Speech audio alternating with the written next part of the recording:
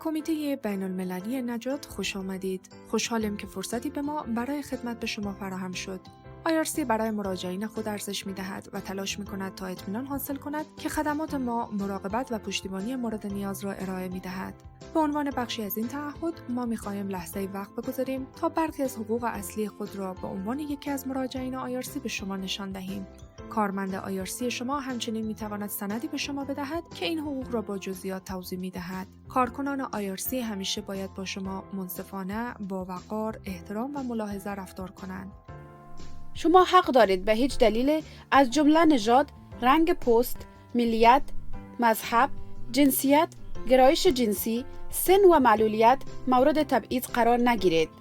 شما هرگز نباید مورد سوء استفاده فیزیکی، جنسی، کلامی یا احساسی، تهدید یا آزار و اذیت کارکنان IRC قرار بگیرید. اگر هر یک از این به شما اتفاق افتاد، لطفاً بلافاصله با کارمند IRC، مدیر آن یا مدیر دفتر IRC خود تماس گرفته و او را مطلع سازید. اطلاعاتی که در مورد خود و خانواده به IRC ارائه می‌دهید محرمانه است. این با معناست که ما آن را بدون اجازه شما با هیچ کس به اشتراک نمی‌گذاریم. این بدان معناست که جز اینکه شما به ما بگویید، ما اعضای خانواده، کارفرمایان، مقامات مهاجرت، متخصصان پزشکی یا سایر آژانس‌های خدمات اجتماعی شما را به اشتراک نمی‌گذاریم.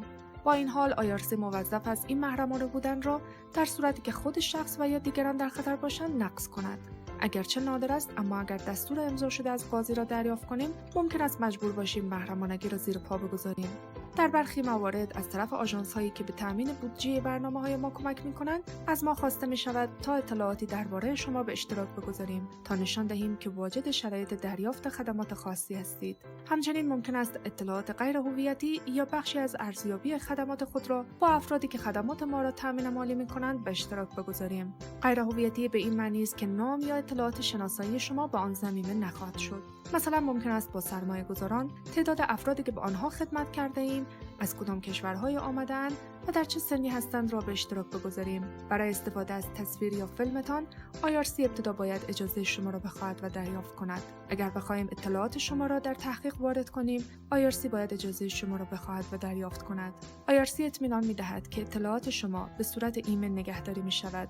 کامپیوترهای ما سرویس ایمن استفاده می‌کنند و وقتی اطلاعات شما را از طریق ایمیل ارسال می‌کنیم، از آن محافظت می‌کنیم.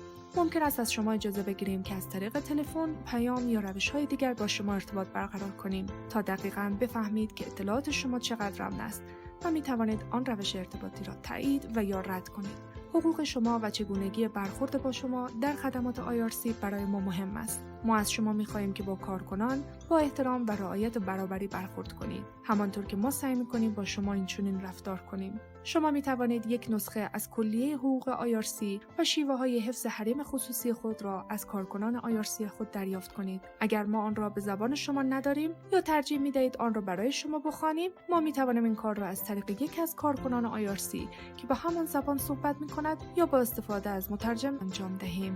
ما بسیار خوشحالیم که شما از مراجعین IRC هستید. اگر در مورد حقوق خود یا چگونگی مدیریت اطلاعات خود از سوی ما سوالات دارید، لطفاً کارمند IRC خود را مطلع سازید. تشکر.